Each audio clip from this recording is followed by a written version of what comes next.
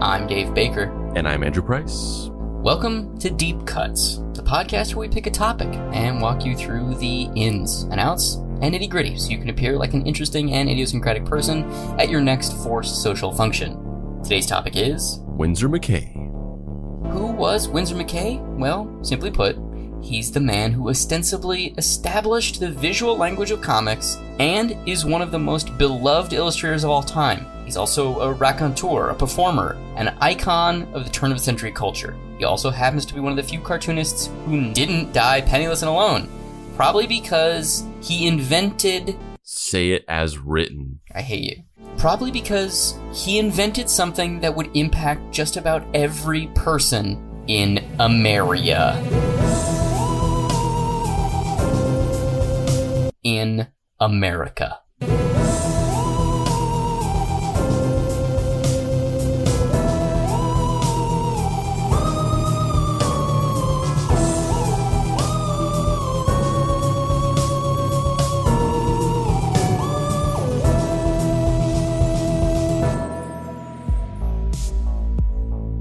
Act 1. Canada is the new America. Or was it the other way around? Xenius Winsor McCay was born on, well, sometime between 1866 and 1871. Records are spotty on this. Even McCay himself said multiple dates over the course of his life. In his obituary in the New York Herald Tribune, it quoted McCay as saying, "Not even Mr. McCay knew his exact age." Surprise, surprise, this cartoonist from over 120 years ago is dead.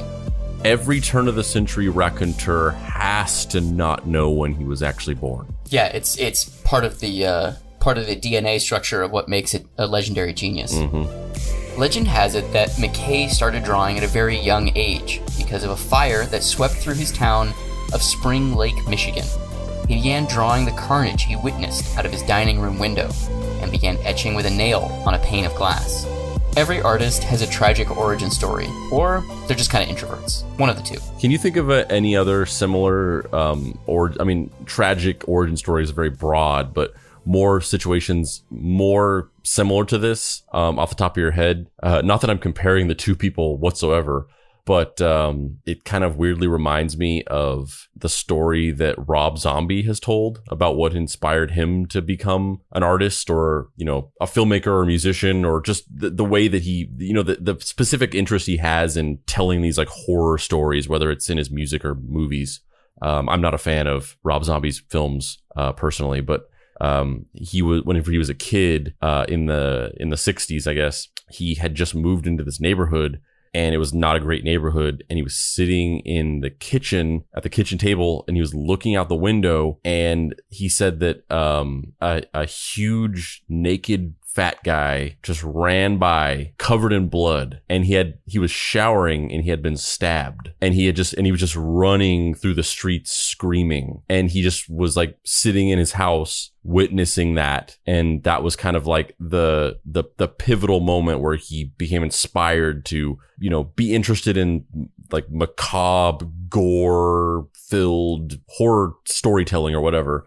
The thing that's interesting to me about that, despite the fact that I'm not personally a fan of Rob Zombie's movies, is the way that it's like this and the Winsor McCay story. It's about somebody viewing something sort of removed from it. You like within the comfort of your own home, looking out of a window, which is like a screen, into this world that you are kind of separated off from and you're kind of insulated from, and you're just kind of like observing it as a voyeur. And the way that translates into like, I want to create stories that are inside of this screen or inside of this box that you can peer into and kind of voyeuristically, experience this thing, from the comfort of your own home, sitting on your couch, looking through a window. It's very fascinating to me.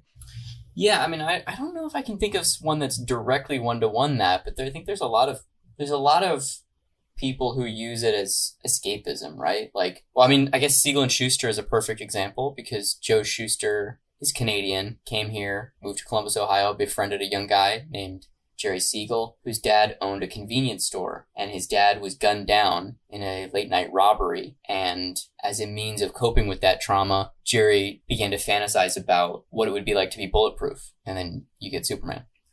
That's also why for the first 30 years of Superman comics, he just worked at a convenience store as a cashier.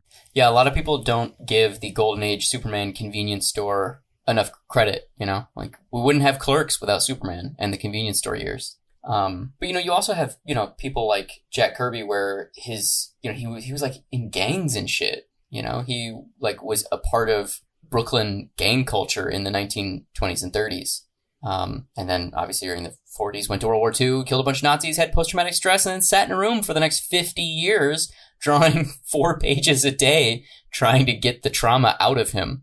And he did it and died happy. Yeah, that's definitely how the Jack Kirby story ends. He dies happy. No, but there's, even, thinking about some like Dr. Dre and NWA, like that's a very for some similar... reason, because we were talking about Jack Kirby, I thought you were gonna say Dr. Doom. So when you said Dr. Dre, it just like really threw me for a loop, and for a second I just forgot who Dr. Dre was, and I was like, Dr. Dre, who the fuck is that? The really obscure Fantastic Four villain, Dr. Dre. No, Dr. Dre and a lot of the stuff that came out of it. Oh my god! Every time I say Dr. Dre, you just almost do a spit take. I forgot about Dre.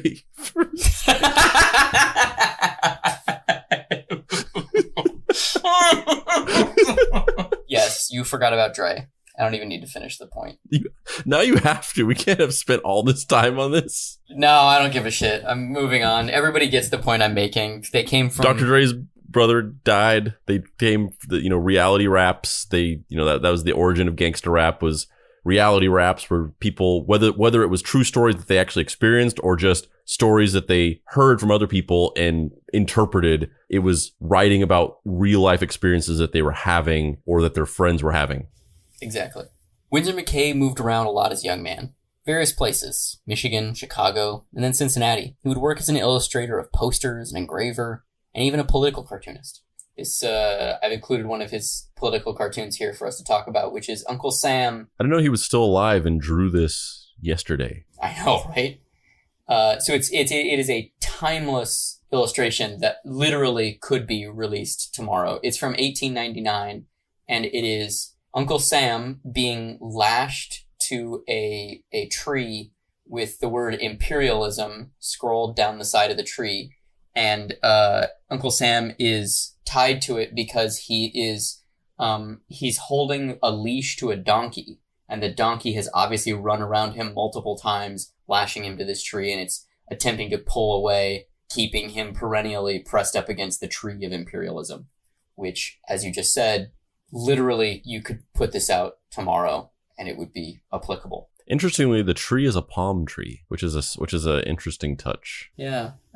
Also, there is a figure off in the distance who I'm assuming is some sort of political figure or folkloric figure of the day that I just don't know. He's like walking down this little path away from the tree that has Uncle Sam tied to it. And I don't know that person's significance, but it's too prominent for it not to be something.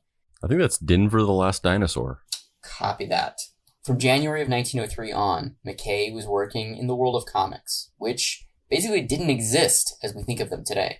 Many of the early comic strips were rooted in bigotry and fear. The Yellow Kid, which didn't actually have word balloons, but it initiated the idea of having text married with an image, because the Yellow Kid, if you're unfamiliar, was like the first really popular comic strip, and he wore this giant yellow smock, and as he would wander around New York, what he was saying or thinking would appear on the yellow smock on his chest. He's a modern day equivalent of that guy, that comedian from the Dave Matthews Band music video, who's also in 30 Rock, who just wears those hats that all have different messages on them. Yes.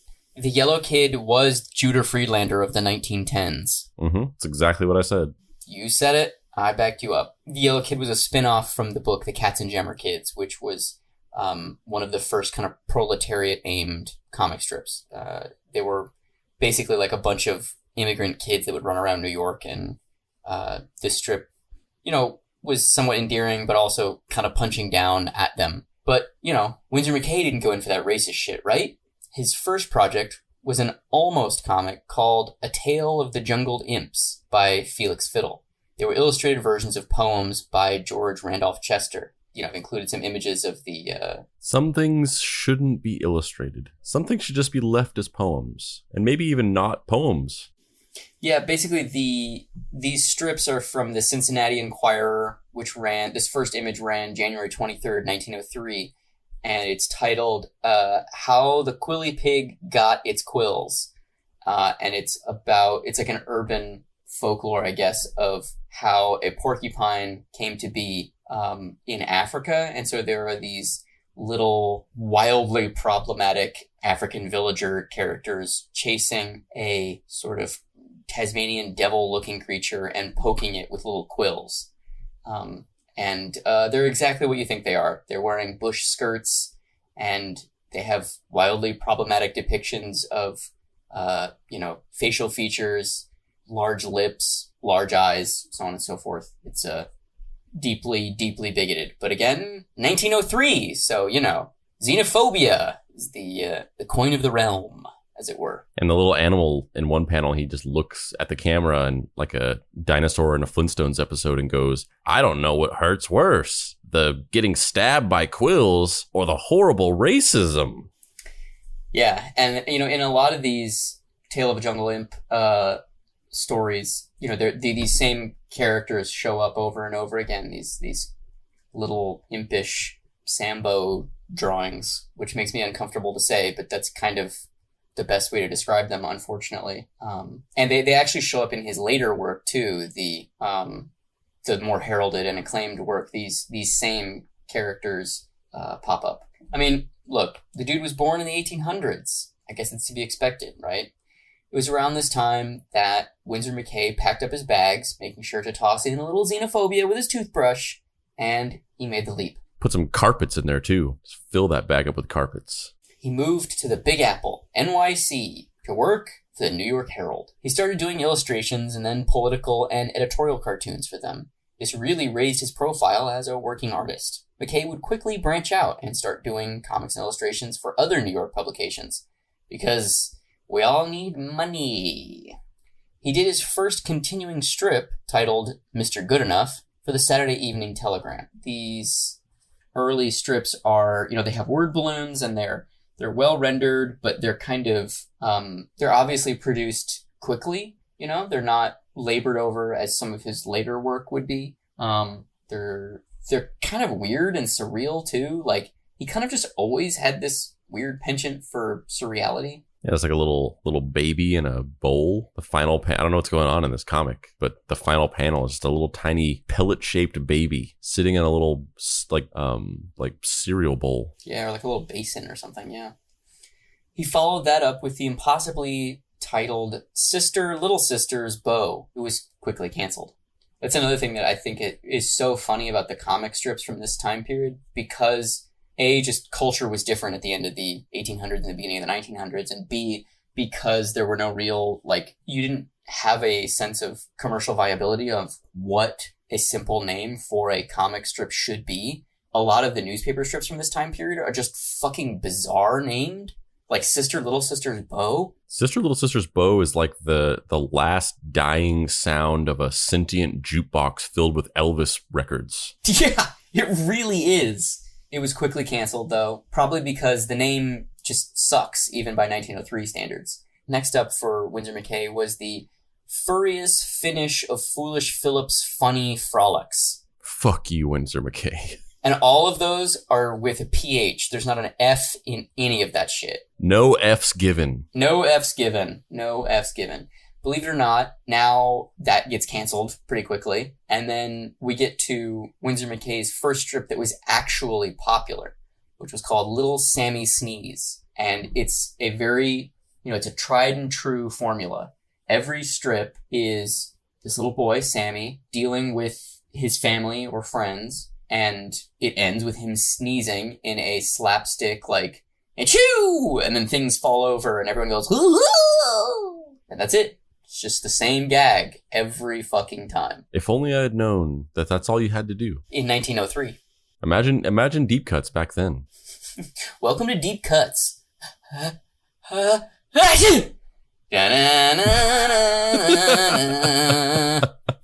That's it. That's the whole show.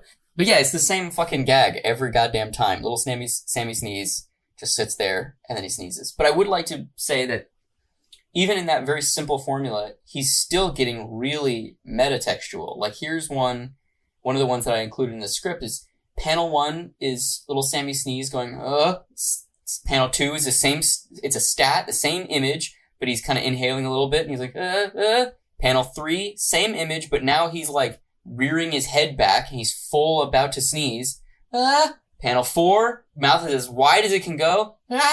Panel 5, he's sneezing and the panel borders are breaking. It breaks the panel. Panel 6, he like looks at the viewer while covered in the rubble of the panel. That's crazy. That's some Charlie Kaufman 1903 shit right there. Yeah, it reminds me of, it's really cool, and it reminds me of something I talked about with you before, this old Buster Keaton short film called House Decorating, where, at a similar time, I think it was 1924. It was like a maybe 15 or so years later, but it's a short where Buster Keaton is going around doing all these different renovations to this house. And there's, the physical gags that ensue. But then there's a B story where there's a woman that's living in the house and she's just doing all these random things around the house. She's making lunch and cleaning up, and eventually she takes a bath. And it just keeps cutting back and forth between the two. And Buster Keaton stuff is all just like physical sight gags and him falling off of roofs and doing all these things. And then hers are kind of these more kind of like smaller, mundane physical comedy where like she tries to open up this bottle of cream or something and it like explodes in her face. And then she's in the bathtub and we can see her in the bathtub and she's, her head to her shoulders is visible. And she's kind of like bent over and she picks up a bar of soap and she drops it out of the bathtub, and then she tries to reach over to get it. She can't quite reach, and she reaches a little further, and then she gets to the point where she would need to like get up and sort of reveal herself to the camera. And so she's about to do it, and then a hand comes out from behind the camera, like the cameraman's hand comes out and then covers the lens. And then a couple seconds later, it moves back out of the way, and she's got the bar of soap, and she kind of like smiles coquettishly at the camera. And I love stuff like that because we talk so much about outsider art on this show, and this was kind of like in the early existence of these art forms, it was kind of outsider art by design because they were inventing and trailblazing the rules and the form around these things. And I love the idea of something like this that, yes, in a modern lens, it's very metatextual, or kind of like postmodern in a way. But in reality, it was just somebody without the established meta of what these art forms were, just kind of playing with the, pushing the boundaries around it and kind of feeling for like the types of things that they could do. And this reminds me of that, where it's, it's just, people get experimental with panel layout and the way that they manipulate the meta of being in a comic and what a comic is now. But there are very well established rules where this might almost seem kind of gimmicky to do nowadays if you did something like this. But at the time, it was somebody just playing with this concept in a way that nobody ever had even thought of before, which is really interesting. McCay would use this formula of displaying time over the course of the page and then causing a break in the last panel in almost everything else he would do. And apparently, little Sammy has the ability to shatter reality, or at least break the fourth wall. In his next strip, titled Dream of a Rarebit Fiend, our boy, McCay, would be back again with the terrible-ass titles. And just to break it down for somebody who might not be versed in turn-of-the-century terminology, Dream of a Rarebit Fiend is saying that it's a dream being had by someone who enjoys eating rare meat. So it's almost like the implication being that you're witnessing the dreams of a rich kid who's eaten steak that was undercooked. And so there's kind of this implicit, like, we're about to be in, the Great Depression, and World War I is about to start in whatever it is. And I guess that's way longer than, because it starts in like 19, right? Or is it 11? When did World War I start? 1914? Yeah, it's like 1914 to 1919, right? Yeah, 1914 to 1918. Yeah. So, you know, World War One's coming up in 1914, and you know, the Roaring Twenties are around the corner. You know, American culture is starting to develop, and so there's this idea that there's kind of implicit joy in seeing a rich person being brought back down to size, right? And that's kind of what the implied underbelly of Dream of a Rarebit Fiend is. The specificity of that premise is so weird. The odd specificity of that, and then also the Sammy sneeze, where it's just like, this comic is specifically about a kid who sneezes. And then this is like, it is specifically a comic about different people who have weird dreams because they've eaten rare meat. That's very strange. Yeah, it's really weird. And it's interesting too, though, because the setups are kind of the same, and it kind of functions in a very similar way. Like, Dream of a Rarebit Fiend is this sequel to Sammy Sneeze, in that you're following these characters, and sometimes the characters repeat, and it basically ends the same goddamn way every time. Like, it's just somebody falling out of a bed, or sitting up in a bed, or rolling over in a bed, and being like, oh, that was a bad dream. It's really weird. But, like, one of them, you know, that I want to talk about for a second is the Dream of a Rarebit Fiend, where you're witnessing a bed flying through a black void. And it's just so blatantly apparent that he had a dream about being on a bed that was flying through some endless void. And he was like, I'm going to make this into a comic. And so there's this little boy.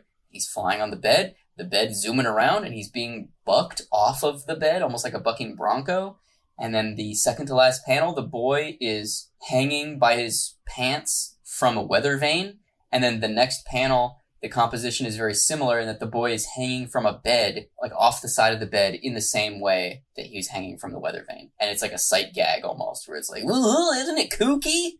He fell out of a bed! And then he was like, boy, howdy, that filet mignon sure did a number on me. Boy, howdy, I hate people that are from other races. Sound clip. Dave Baker wants to be your new senator. But did you know that he said this? Dream of a Rarebit Fiend features the same dream logic and eerie stories that are, you know, kind of like another comic that our boy Winsor McCay would make that he was way more famous for, which leads us to his next project, Little Nemo in Slumberland. Little Nemo, the character, appeared in Dream of a Rarebit Fiend, so the strip is technically a spin-off. Arguably one of the most important leaps forward in the technical innovation of the comics medium, Winsor McCay created Little Nemo in Slumberland in 1905. The strip fills a full newspaper broadsheet and sees Nemo going on surreal journeys and then abruptly waking up, just like the other McCay strips. The leap forward in the craft of illustration from Dream of a Rarebit Fiend to Little Nemo in Slumberland is just, it almost doesn't look like the same person. Like, they're so good. Like, you could basically put Little Nemo in Slumberland out right now, and it would look completely like something that was published today by Fantagraphics or something. I mean, he upped the raw meats. He just was just like Fast and Furious Turbo style, but you know, he put the nitrous, but the nitrous was just fucking raw bleeding cow's heart.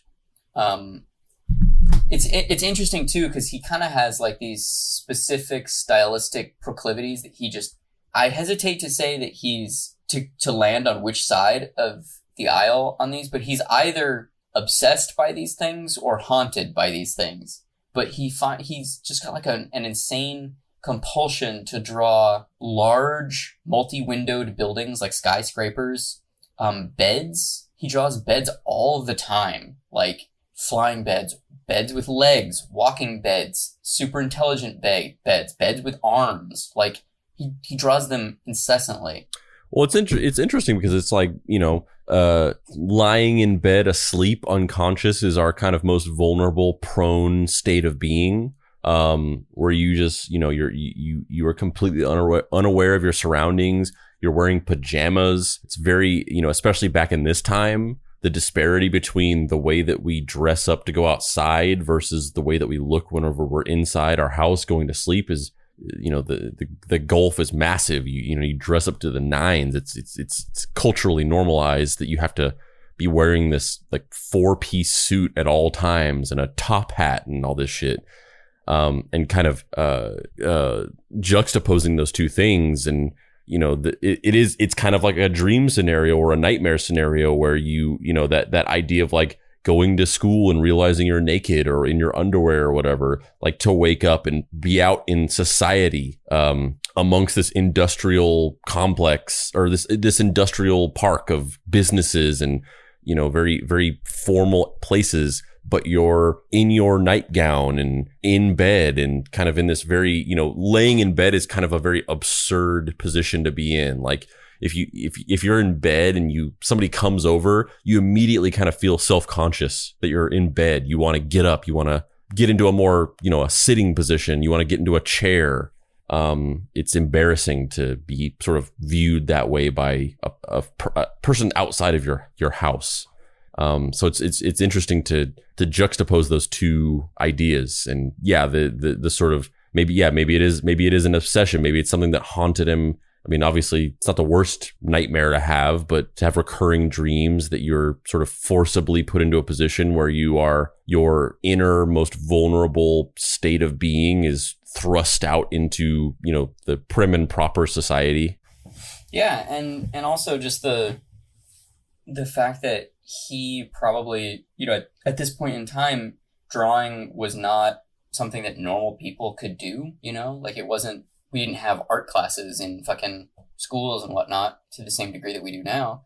So there's also probably got to be some aspect of the fact that because he was obviously dogged by this trauma that he endured as a kid when his entire town burned down, he was almost kind of it's like a spiritual calling of like, I can do this thing, therefore I must do this thing because almost no one else can.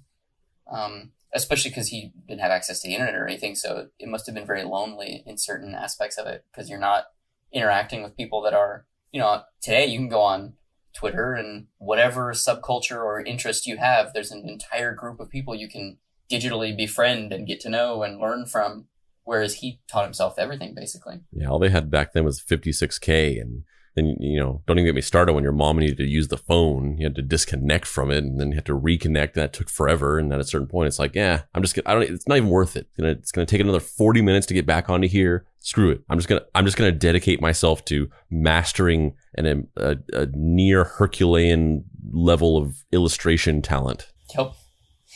Yeah, he's also really obsessed with size differentials. Like, he really loves putting small children at like 500 feet, or giant buildings really small, or a bed very, very large, or a car very, very small. Like, or not a car because it's fucking 1900, but you know what I mean. Like, he loves. Yeah, he also invented cars. Yeah, he came up with cars. Isn't that crazy? But yeah, his illustrations are just fucking astounding. Like, they're so good, and also sometimes racist. Over the course of the series, which ran for 9 years until 1914, there develops a dreamlike continuity throughout the story world. A king of dreams is introduced. Nemo goes on harrowing adventure after adventure. Massive underground catacombs, large castles, and anthropomorphized beds. Because Winsor McCay. Hell, these pages are even unique 120 years later. The strip is both high concept and metaphorical fine art at the same time. McCay's comics were a deliberate choice by the papers to try and elevate the comic strips out of the lower classes like the Katzenjammer kids to make them more bourgeois. On top of the draftsmanship and the technical innovation that Nemo had, it also had a narrative innovation. McCay experimented with the grid, with ascending step formations, with asymmetrical panels, with circle panels. He was a tinkerer, an inventor with a curious mind. And it shows on the page, which is hilarious when you look at his letters.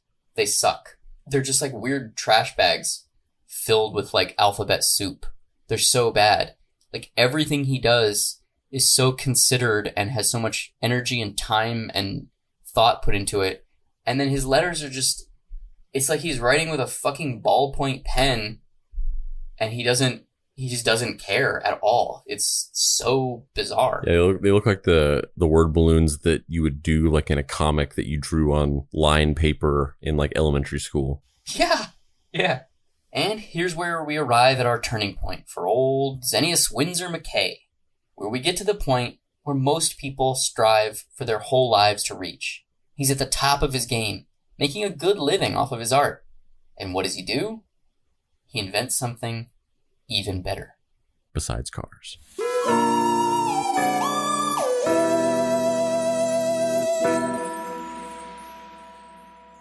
Thanks for listening to this episode. You should definitely go like the Facebook page for the Deep Cuts Pod, because we do lots of cool video content on there that you'll be sure to like. Also, please join our Facebook group. That's Deep Cuts Podcast on Facebook and the Deep Cuts Podcast Facebook group. Also follow us on Instagram at Deep Cuts Pod.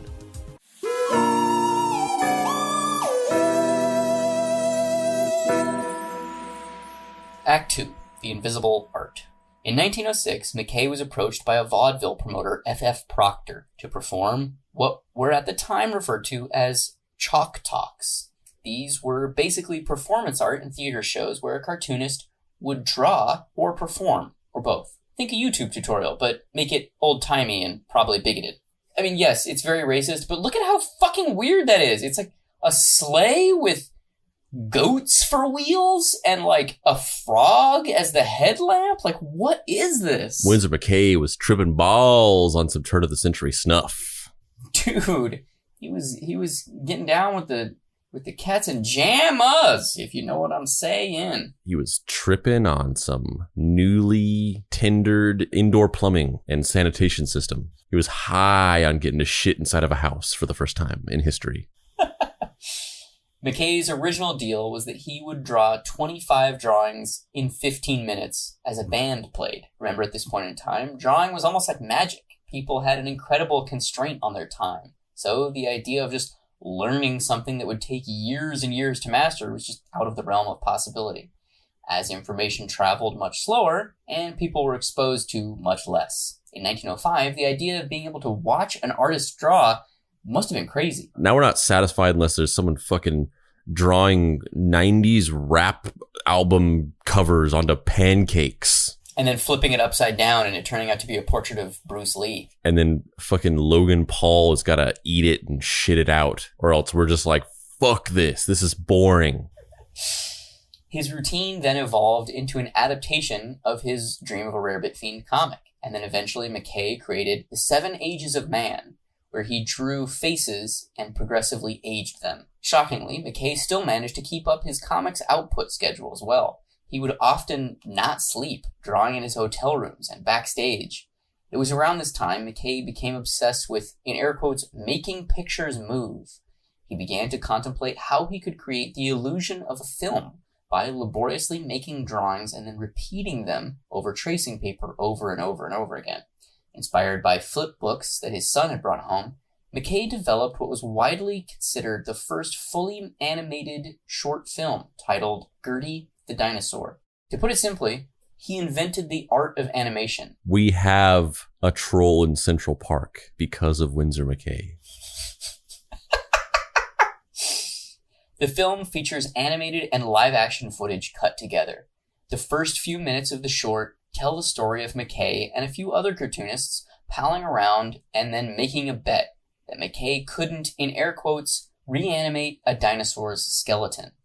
None of this actually happened, obviously, but it actually does kind of suck the viewer in, and it's a simple premise that provides a conflict-oriented motivation for why someone would spend 6 months drawing the same thing over and over and over again.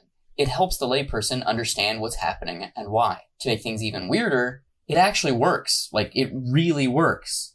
Like, not just, oh, good for you, you old-timey, kooky cartoonist. Like, it looks like someone just made a college short film today. For the logistics of the production, McCay ended up doing all the Gertie the Dinosaur drawings, and his neighbor, an art student named John A. Fitzsimmons, traced all the backgrounds.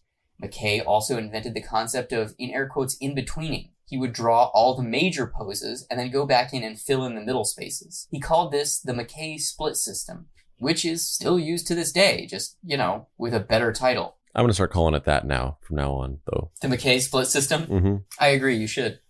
What's even more impressive about this is that McCay refused to patent the system. Open source, 1912 style, motherfuckers. McCay also pioneered the use of registration marks and cycling, meaning rocking an animated sequence back and forth to achieve the feeling of repeated motion. Ever the showman, McCay played the animation during his vaudeville act and would get up on stage and give Gertie directions, appearing to control the dinosaur. In the climactic ending of the film, he would literally jump up onto the screen in a sleight of hand trick and ride Gertie off camera. Have you ever seen this short film, the Gertie the Dinosaur movie? It's so weird. I mean, I know I said it in the script, but it just really does look like something that could be made today. It's fucking astounding. Yeah, it's amazing. And it's amazing how something like that, an art form, and this is true with animation and photography, and I feel like actual motion picture has been the art form that has actually evolved and changed the most and away from what it sort of originally was. But animation and photography, like, they're essentially still the same as they were from the beginning. I mean, obviously we have like computer generated, like there's no such thing as 2D animated feature films anymore. Like, nobody makes them anymore. It's all computer generated. So that's different. But if, you're talking about 2D animated television, or even, I guess, some of the rare situations where is 2D animated feature films, even when it's digital, even when it's done in Flash, it's still essentially the same exact art form that it was when it was invented. Yeah, it's pretty mind-boggling to contemplate. And also the fact that he was doing all this while also running a full-time newspaper strip, making giant, 36 by 42 illustrations every week and coloring them by hand on acetate or whatever the fuck they used in 1905. It couldn't have been acetate. I don't even know how they colored comics in 1905. Working for the enemy of all great art, William Randolph Hearst. McCay had been working for newspaper magnate William Randolph Hearst since 1911. However, just as his technical innovations and popularity started to skyrocket, Hearst began to become frustrated that he couldn't reach McCay during shows. Hearst also thought that McCay shouldn't be wasting his time doing these performances, and that he should be concentrating on drawing editorial illustration. That's right, not comics, editorial illustration. Initially, Hearst made McCay sign a contract that would just limit his vaudevillian appearances, and then moved it to only being able to perform in Greater New York. And eventually, Hearst forced McCay to stop performing entirely, basically death by attrition. McCay would leave and return to Hearst a few times over the ensuing years, always lured back in with rewards of more money. He returned to Nemo for a reboot, but the strip didn't succeed in the way that it had in the past. It's almost like McCay had found his true path, and then was robbed of it by Randolph Hearst. Later in life, at an animation dinner held in his honor, when he felt the people in the room weren't processing his thoughts on the state of animation well enough, he issued a stern warning. Animation is an art. This is how I conceived it. But as I see, what you fellows have done with it is making it into a trade. Not an art, but a trade. Bad luck. I kind of wish you had done all the Las Rojas stuff in that voice. I know it doesn't sound anything like Las Rojas, but I love that voice. I need my $10,000 for the control of my life rights. I am going to email Vice 40 times a day until you give me my $10,000. And until then, I'm going to continue living in the streets with my mother, even though I could just put her on a plane and have her live in a comfy, probably huge Florida estate for the rest of her life. But no, she has to live with me in my car because I have to make movies. Winsor McCay passed away on July 26th, 1934. He was roughly 50 years old. Again, he didn't quite know exactly his birth year, so he didn't exactly know how old he was. Ultimately, Winsor McCay left behind a massive body of work, including 12 completed films, 3 unfinished films, a mountain of editorial illustration and strips, and 12 comic strips. I did more with the half of a lifespan that I had over you than you'll do in your entire life. Winsor McCay is one of the greatest illustrators in global history. Did you fucking invent animation? He's responsible for making key contributions to the arts of animation, comics, performance, and one of the people that, didn't get fucked over by a fat cat, even though he kind of did, and continues to have an enduring legacy to this day. But, he also was a racist, and his lettering kind of sucked. Oh, you do a podcast? Interesting. I invented an entire art form. So here's a question. Can you think of an artist that has had as long or relevant a reach as Winsor McCay? Like, do you think 100 years from now, people are going to be looking back at Spielberg?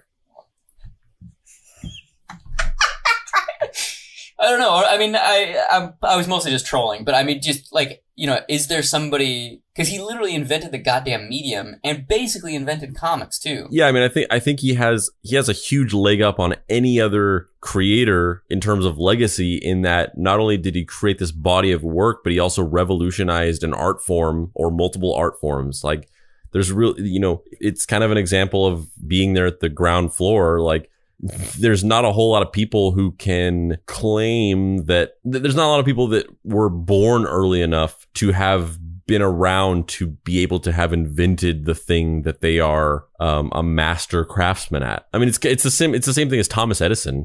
Like, what other inventors do you know about?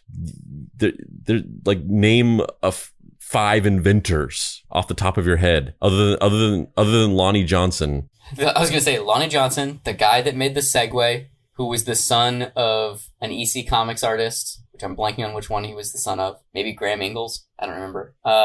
Nikola Tesla, Edison, Leonardo da Vinci. Like, you know, I mean, the reason why Leonardo da Vinci and namely Thomas Edison and Nikola Tesla, you know, come to mind, and they're like literally the only inventors you can think of. It's not to say that other inventors throughout the decades have not invented immensely important things. It's that as time goes on, the things that the available things to invent get more and more specific and obscure, and you have to drill down deeper and deeper into making these hyper specific discoveries. Whereas Thomas Edison was just around, and also he low-key didn't actually invent a lot of these things. He just had a team of people, and he sort of claimed credit for all these patents. But let's say hypothetically, he did personally invent all these things. He was around when nothing had been invented yet. So he was like, yeah, I'll claim the light bulb, this thing that we fucking use in our houses every day. I invented that, because he was just there to invent it before it got invented. So, you know, Winsor McCay has a massive else up on carving out a legacy that could never be sort of forgotten, because he just was there before animation existed. Like, who else can say that? I'm Dave Baker. And I'm Andrew Price. This has been Deep Cuts. You can find me online at heydavebaker.com, where you can find comics like Action Hospital and Fuck Off Squad. Andrew, where can people find you on the internet? You can find me floating through a turn-of-the-century business industrial park in my nightgown on a flying bed. And you can also find me at dapricerights.com, where you can pick up my book, Deadbolt, AI Private Eye.